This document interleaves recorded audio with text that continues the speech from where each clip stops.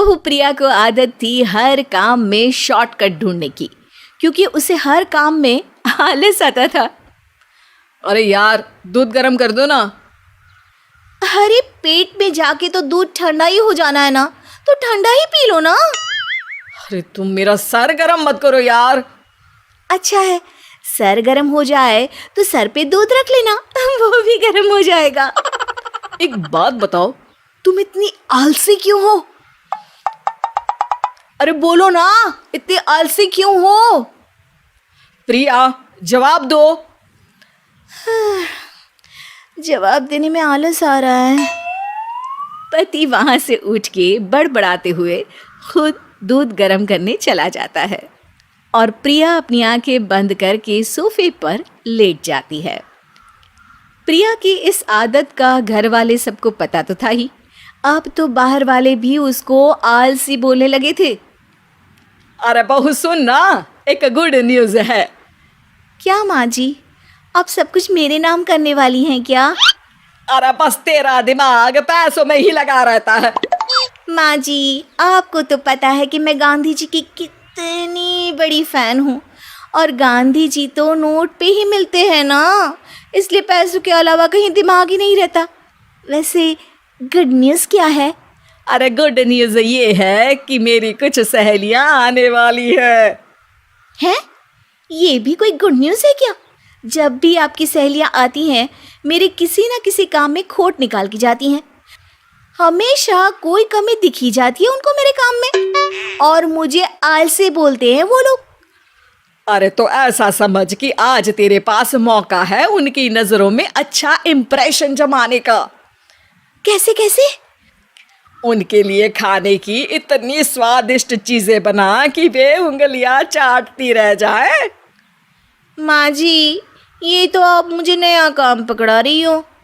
अरे मेरी सहेलियों से तारीफ पानी है कि नहीं? हाँ, पानी तो है। तो बस जाओ, बन जाओ बावर्ची, लगाओ तड़का, कल शाम को आएंगी वो। अगले दिन सास सुबह से घर के बाहर अपनी सहेलियों के पास चली जाती है, और शाम को सब प्रिया के हाथ का खाना खाने घर आते हैं।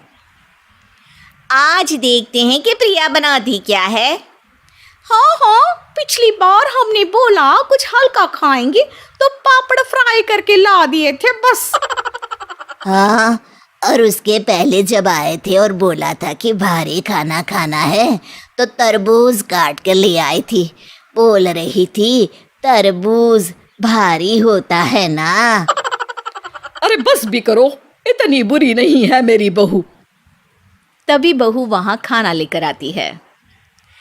पनीर कोफ्ता, भिंडी मसाला, शाही मसाला, दाल, डबल तड़का, लच्छा पराठा, मिस्सी रोटी। अरे बस बस बहू, इतना सारा खाना। अरे अभी तो और भी है, फ्राइड राइस भी है अभी तो आपके लिए, और हाँ, अरे सूप लाना तो भूल ही गई मैं। अरे लगता है पिछली बार की कमी आज पूरी कर ही देगी बहू। हाँ, आप खाइए तो। हाँ, खाएंगे तो सही, इतना खाना बना तो दिया है, अब देखना भी तो पड़ेगा ना कि बना कैसा है। हाँ, लगा ले भोग खुद को। खाना चखते ही तीनों सहेलियां प्रिया की वाहवाही करने लगती है। अरे शानदार, जबरदस्त, जिंदाबाद, मजे आ गए प्रिया। प्रिया की सास भी कमाल है, बहू को क्या जायकेदार खाना बनाना सिखाया है। अरे मान गए भाई, इतना अच्छा खाना तो हम में से किसी की बहू नहीं बनाती, और हम भी नहीं बनाते, झूठ क्यों बोले। अरे बस करो, खाने पे ध्यान दो, बोलती ही रहोगी तो खाओगी कब। ये लो, थोड़ा पनीर और ले लो। सास भी सहेलियों के साथ खाना खाने लगती है, पर बहू के साथ अपनी भी तारीफ सुनकर सास मन ही मन फूली नहीं समा रही थी। प्रिया ने बड़ी खुशी से सबको खाना परोसा, और सब ने झट से खाना खत्म भी कर दिया। राधे राधे, मजा आ गया। और थक गई खाना खाते खाते, अब बस बिस्तर लग जाए मेरा। अब तो जब भी मेरे घर मेहमान आएंगे प्रिया को ले जाया करूंगी खाना बनाने के लिए, मेहमान भी खुश हो जाएंगे। सास खुश है कि प्रिया की इमेज अपनी सहेलियों के सामने काफ़ी सुधर गई है। प्रिया खाने के बर्तन समेटती है। इतने में तीनों सहेलियां हाथ धोने किचन में चली जाती है। तभी एक सहेली देखती है कि किचन स्टैंड पर कागज़ पड़ा हुआ है। वो सोचती है कि कागज़ को डस्टबिन में डाल दे। जैसे ही वो उसे उठाती है तो देखती ही रह जाती है। दरअसल वो एक बिल है जिसमें वो सारी चीज़ें लिखी है जो उन्होंने अभी अभी खाई है।